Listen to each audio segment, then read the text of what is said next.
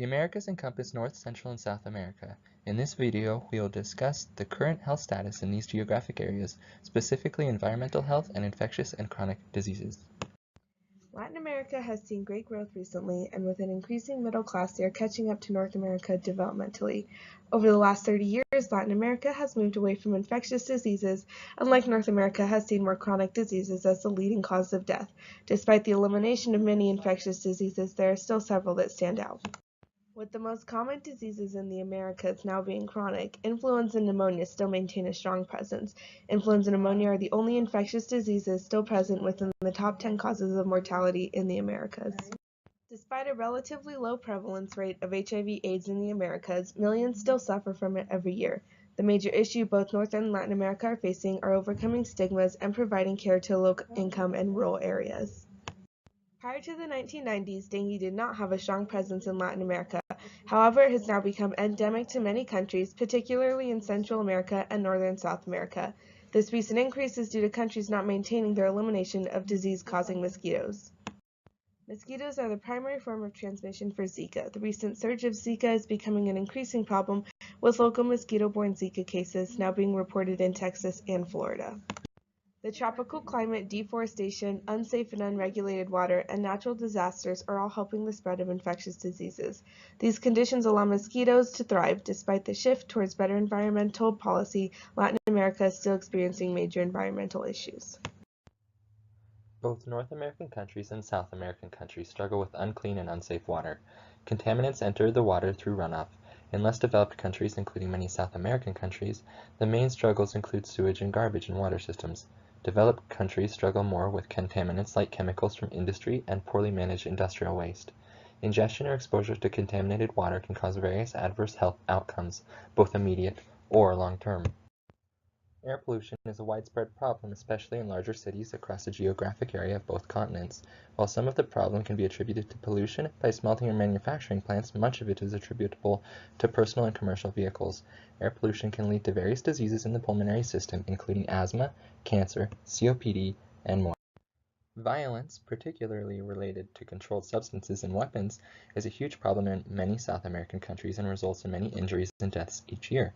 Rates in North America are similar to global rates of violence, but South American countries maintain very high rates of violence overall. Complications from environmental hazards can afflict the human body in many ways, and can result in many health complications.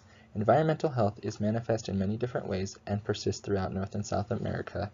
As progress is made to address these effects, we can reduce the health burden and suffering of the people in these countries substantially. So what puts us at risk for chronic disease? There are certain factors that we cannot control, such as our age and heredity, but we can control our diet, physical activity, and tobacco use, which are modifiable risk factors for chronic disease. Unhealthy diet, physical inactivity, and tobacco use lead to high blood pressure and high blood sugar, abnormal body lipids, and being overweight, which in turn lead to some of the most common chronic diseases. The Americas are especially at risk for developing these chronic diseases because 26% of the population is obese, and 20 to 30% of people have high blood pressure. There are also 145 million people who smoke in the Americas. That's 17% of women and 27% of men. A 2016 study defined a healthy lifestyle on just 4 things: being sufficiently active, eating a healthy diet, being a non-smoker, and having the recommended body fat percentage. The sad thing is that based on this definition, only 2.7% of people living in the U.S. have a healthy lifestyle.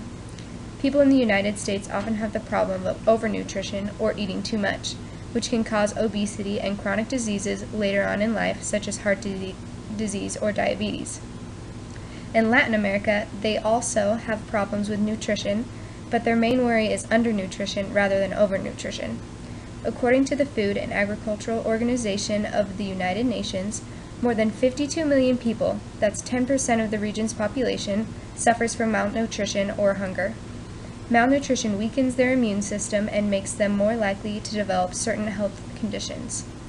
The 4 chronic diseases that account for the most deaths in the United States are: first, cardiovascular disease at 1.6 million deaths, second, cancer at 1.3 million, third, diabetes with 250,000 deaths, and fourth, chronic respiratory disease with over 200,000 deaths per year.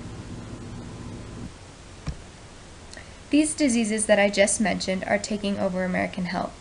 In fact, non-communicable diseases are the leading cause of death in the Americas. They cause 85% of the deaths in the United States, 79% in the Caribbean, and 70% of all deaths in South America. Not only are chronic diseases a major physical burden for the Americas, they are also a financial burden. On average, health costs for an individual with a chronic disease are 5 times higher than a person without a chronic disease. Chronic diseases account for 3 out of every $4 spent on health care, which is about $7,900 for each American with a chronic disease.